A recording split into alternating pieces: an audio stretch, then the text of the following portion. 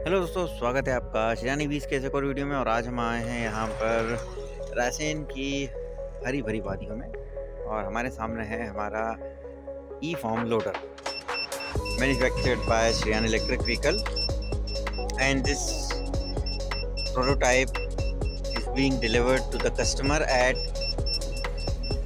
सात्विक जैविक फार्म।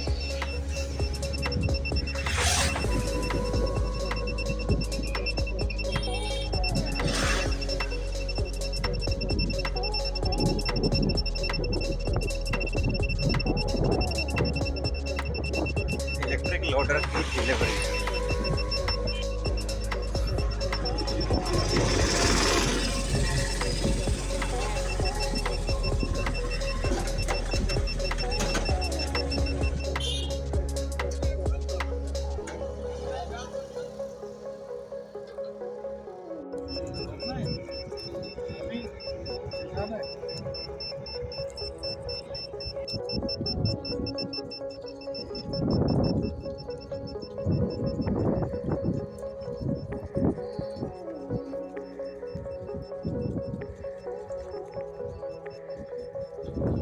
तो गाइस, ये है ग्रीन सात्विक फॉर्म, जिसके लिए हमने बनाया था ई फॉर्म लोडर।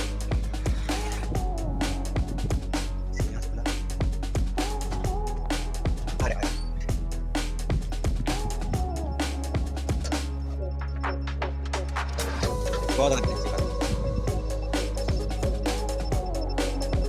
और अभी परफॉर्मेंस आपको थोड़ा सा इंफीरियर इसलिए मिलेगा क्योंकि बैटरी ऑलमोस्ट ड्रेन है।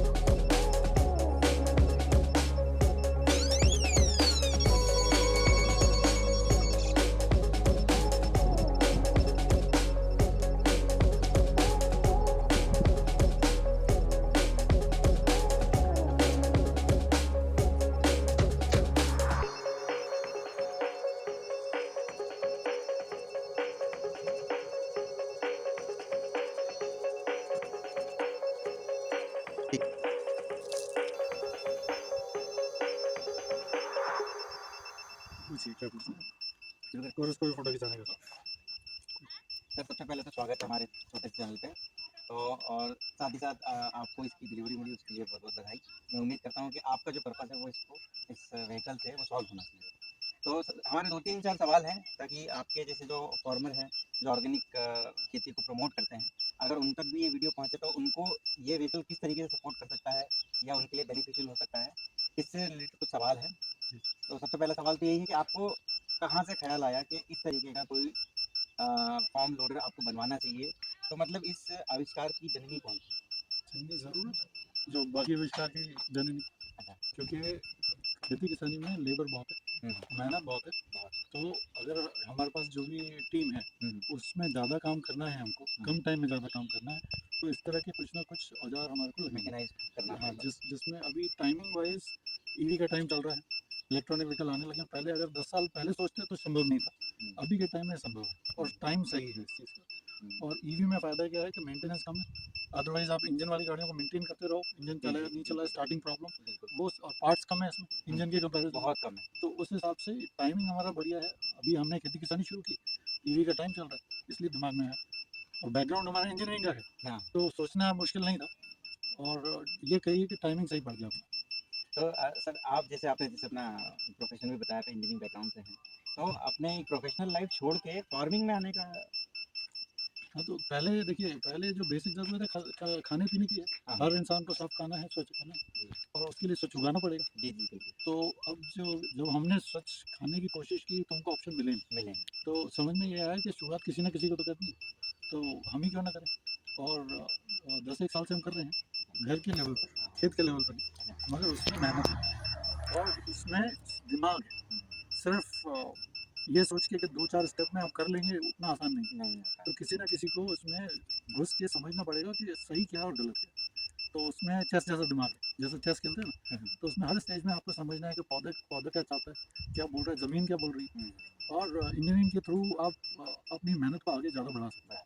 नहीं तो आप मेहनत करते करते थक जाते हैं आधे रास्ते में, अब लक्ष्य तक नहीं पहुँच सकते। तो ये हमारे को इनेबल करता है कि हम एंड तक पहुँच पाएँ, जो हमारा लक्ष्य है। बेसिकली लक्ष्य क्या है कि साफ सुथरा उगा पाएँ और उसको इकोनॉमिकली सस्टेनेबल बना पाएँ। चाहें तो बात कर नहीं नहीं कोई दिक्कत नहीं, अर्जेंट नहीं है। सकते हैं। बहुत ठीक ठीक, ये हो गया था सर। इसके लिए, इसको बनवाने के लिए आपने कोई ना कोई बजट सेट किया होगा अपने जी दिमाग में, जी। तो इतना आपको पड़ा है ये?